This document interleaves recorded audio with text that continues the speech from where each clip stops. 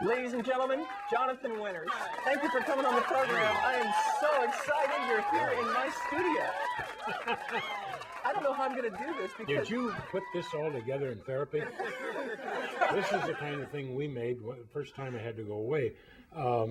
Wonderful little desk, almost for children, and you're an adult, but it works. Little glasses of water here. On the Leno show, and excuse me, the other people, Letterman, you don't even get this. You just got to look from him. So I'm a step above that.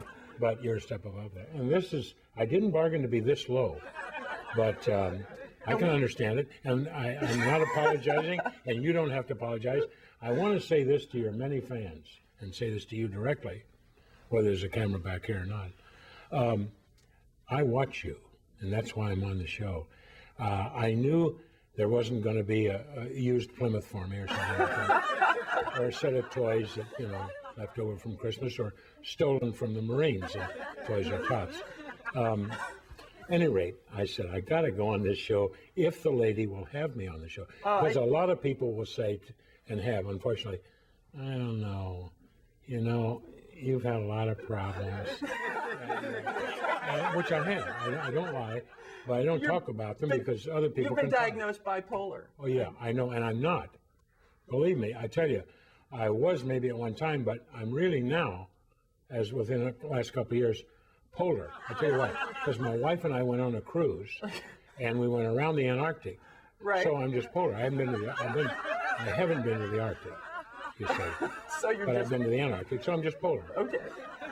Well, since my childhood, I was rolling on the floor laughing, so it's going to be really hard for me to interview you without... Well, you're certainly nothing like my parents, because they were like this. What is he doing? What is this? And you were doing your routines when you were a child? Oh, yeah. I was an only child. And I thought foolishly I'd be number one first on the will. And I'd get that wonderful desk that my great-grandfather had, or great-grandfather, roll-top desk. I'd get the Civil War sword. I got stiffed. I didn't get anything. I did get a softball that was eaten by a bad dog. Oh. And that's about it, and a picture of the family, which I burned. Now, I'd like to start off by asking you how you actually got into show business. Show business? Well... It's in radio, right? Yes, radio. I'm one of these guys, actors, comedians, what have you, what many of those people that you've interviewed or know about will say, I wanted to be an actor ever since I was about 4 years old. I didn't know where I was at 4. Exactly. Let alone what I wanted to be. I knew that the diapers had to be changed. Things like that. I was wearing socks that were pink, and I was a boy. Who, if you were to pick 3 comedians right now,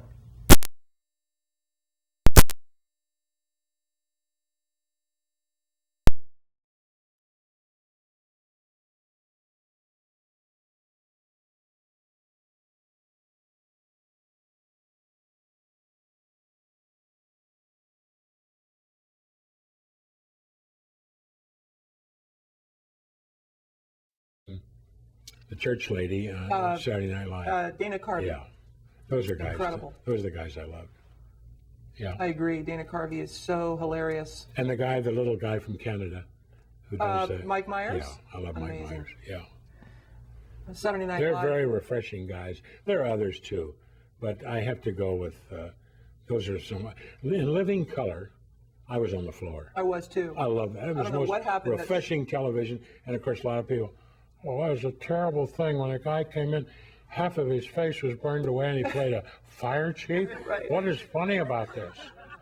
Well, a lot of life just can't be all a pie in the face and people going, okay, no more of that. So what advice would you give to people like myself trying to come up in the business? It's the one thing I got to tell you, because it applies to everybody in here. It's not just show business. It applies to your whole way of life. It's a big word called rejection. Because people will say to you, Connie, are your parents still alive? Go back to them. Well, what is this? Let me go back to them. I've been back there. They didn't think I was that funny. Or they laughed so much, they frightened me. You know, but I mean, what do you mean go back? You can't go back. But just get ready. And I don't know that, I've been on cattle calls. Mr. Winters, how old are you? I'll be 79 in November. Jesus, I'll be 79. Oh, God. We don't even have a grandfather part. Would you like to walk across in the scene?